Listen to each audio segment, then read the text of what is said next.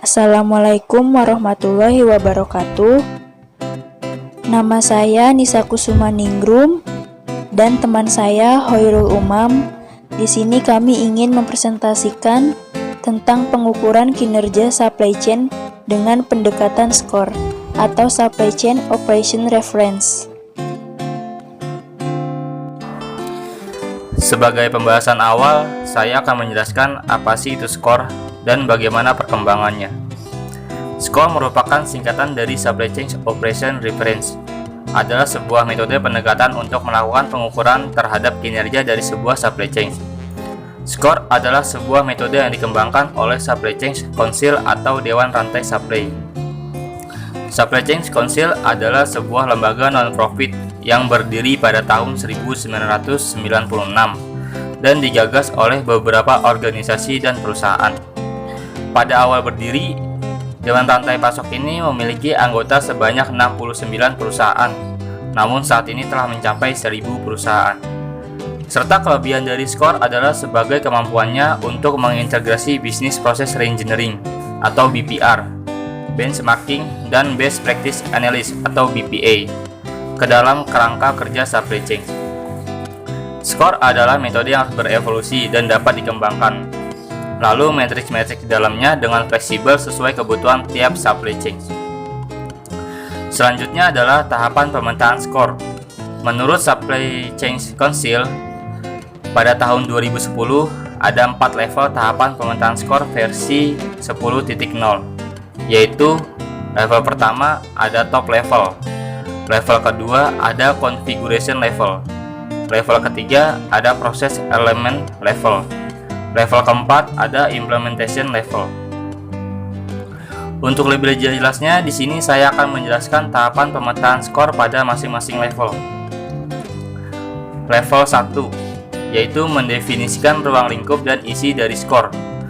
Setidaknya ada 5 proses kunci dalam top level pertama ini, yaitu yang pertama, plan atau perencanaan.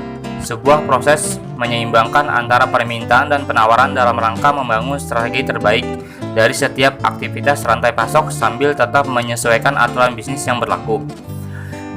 Yang kedua, source atau sumber. Proses yang melakukan pengumpulan dan pengadaan material barang atau jasa untuk memenuhi kebutuhan yang sebelumnya telah direncanakan. Yang ketiga, make atau membuat. Proses yang mengubah barang ke tahap penyelesaian untuk memenuhi kebutuhan yang direncanakan. Yang keempat, deliver atau pengiriman. Proses yang pendistribusian barang jadi dan jasa untuk memenuhi kebutuhan konsumen. Yang kelima, return. Return adalah proses pengelolaan pengambilan barang. Di tahap supplier, bahan baku yang tidak sesuai permintaan dari perusahaan dan menyediakan transportasi untuk pengiriman bahan baku pengganti. Level 2 merupakan tahap konfigurasi. Pada level kedua ini, setiap proses inti dalam SCORE akan ditampilkan lebih rinci dari proses mata rantai supply perusahaan. Hal ini dimulai dari proses berkaitan dengan pemasok, aktivitas produksi, dan distribusi, hingga produk yang diterima oleh konsumen.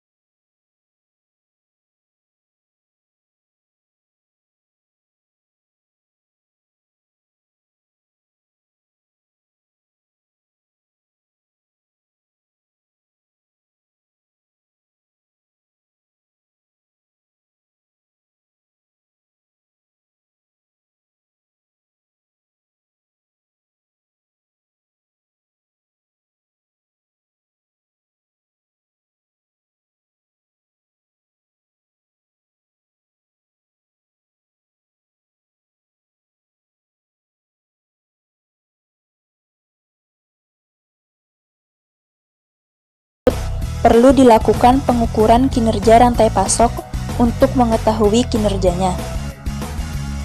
Dapat menggunakan model hierarki Supply Chain Operation Reference atau SCORE. Penerapan model SCORE dapat mengidentifikasi indikator kinerja rantai pasok dengan menunjukkan proses rantai pasok perusahaan sehingga dapat dijadikan evaluasi dalam meningkatkan kinerja. Di sini kita bisa lihat ada tabel 1 yaitu klasifikasi pemetaan rantai pasok PT Brodo Ganesha Indonesia. Data ini didapat dari observasi dan wawancara dengan manajer rantai pasok yang diklasifikasikan berdasarkan 5 proses inti, yaitu plan, source, make, deliver, dan return pada SCORE. Klasifikasi ini digunakan untuk mengidentifikasi matriks sebagai penyesuaian untuk membuat model hierarki SCORE pengukuran kinerja rantai pasok.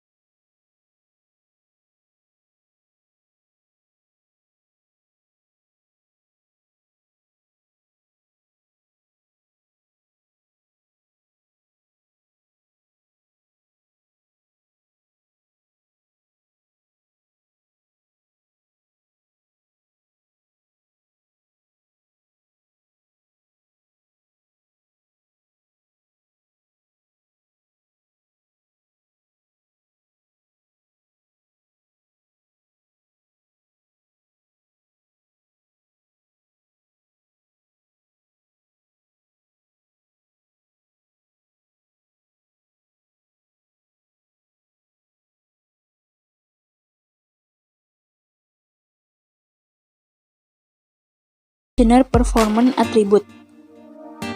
Untuk indikator reliability, jumlah skornya ada 24. Responsiveness ada jumlahnya 21, agility ada 19, asset management ada 20. Poin-poin dalam indikator tersebut didapat dari hasil brainstorming antar manajer perusahaan. Berikut adalah tabel 3 questionnaire matrix level 1 rantai pasok agility. Dalam gambar 2 ditunjukkan hasil dari nilai aktual dalam penelitian pengukuran kinerja rantai pasok PT Brodo Ganesha Indonesia dengan contoh perhitungan sebagai berikut. Delivery quantity accuracy, jumlah produk yang terkirim sesuai order dibagi jumlah total order dikali 100%, yang hasilnya 89,27% per bulan. Perhitungan selanjutnya sama. Pengolahan data selanjutnya adalah menghitung nilai normalisasi dari setiap matriks pengukuran pada hierarki skor model penelitian. Perhitungan nilai normalisasi bertujuan untuk menyamakan parameter dari setiap matriks pengukuran yang digunakan untuk menghitung nilai akhir kinerja rantai pasok perusahaan. Perhitungan nilai normalisasi didapatkan dengan menggunakan persamaan Snom-de-Boer. Berikut adalah hasil nilai normalisasi matriks skor model level 1. Contoh perhitungannya ada di sebelah kiri. yang hasil perhitungan perfect order fulfillment dapat nilai normalisasinya 69,01. Untuk menghitung nilai akhir kinerja rantai pasok diperlukan nilai bobot dari performance atribut atau matriks skor pengukuran level 1. Pembobotan dilakukan dengan penyebaran kuesioner kepada manajer rantai pasok perusahaan. Ini adalah hasil perhitungan pembobotan performance atribut pada penelitian yang dilakukan, ditujukan pada tabel 5 dan tabel 6. Tabel 5 hasil pembobotan performance atribut, tabel 6 hasil pembobotan matriks level 1 agility. Perhitungan nilai akhir kinerja supply chain dilakukan pada matriks skor penelitian level 1 yang dijumlahkan untuk mendapatkan nilai total dari kinerja supply chain dengan menggunakan persamaan 1. Tabel 7 ini menunjukkan hasil perhitungan nilai akhir kinerja supply chain PT Brodo Ganesha Indonesia. Kesimpulan yang dapat diambil, yang pertama, nilai kinerja untuk atribut reliability sebesar 19,74 dengan nilai terbaik sesuai dengan pembobotan yang ditentukan oleh perusahaan adalah 28,6, maka selisihnya sebesar 8,86 atau 30,98%. Nilai kinerja untuk atribut responsiveness sebesar 16,9 dengan nilai terbaik sesuai dengan pembobotan yang ditentukan perusahaan, yaitu 25, maka selisihnya sebesar 8,09 atau 32,36%. 3. Nilai kinerja untuk atribut agility sebesar 11 dengan nilai terbaik sesuai dengan pembobotan yang ditentukan oleh perusahaan sebesar 22,6, maka selisihnya sebesar 11,6 atau 51,33%. Dengan skor kinerja upside flexibility adalah 3,76, 75, dan nilai terbaik 7,5, maka selisihnya sebesar 3,75 atau 50%. Upside adaptability dengan skor kinerja adalah 2,68 dan nilai terbaik 8,10, maka selisihnya sebesar 5,42 atau 66,91%, dan downside adaptability dengan skor kinerja adalah 4,57 dan nilai terbaik 7, maka selisihnya sebesar 2,43 atau 34,71%. 4. Nilai kinerja untuk atribut aset manajemen sebesar 11,57 dengan nilai terbaik sesuai dengan pembobotan yang ditentukan perusahaan sebesar 23,8, maka selisihnya 12,23 atau 51,39%. Yang kelima, nilai total dari kinerja rantai pasok PT Brodo Ganesha Indonesia sebesar 59,21 dan berdasarkan sistem monitoring sebuah rantai pasok perusahaan, nilai tersebut masuk dalam kategori average atau kelompok rata-rata. Demikian presentasi kami tentang studi kasus skor. Semoga video kami bermanfaat. Wassalamualaikum warahmatullahi wabarakatuh.